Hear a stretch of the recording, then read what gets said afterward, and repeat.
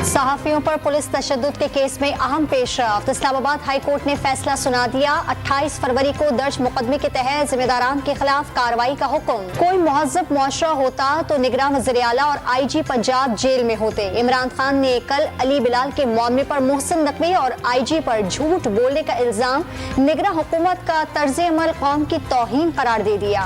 वज़ीर आज़म के मुआविन अता तारर ने साहनिया PTI की सियासी खुराक करार दे दी। दावा किया कि जिले शाह के वालिद हुकूमत को मोर्दे इल्जाम नहीं ठहराते। PTI लाशों पर सियासत चाहती है।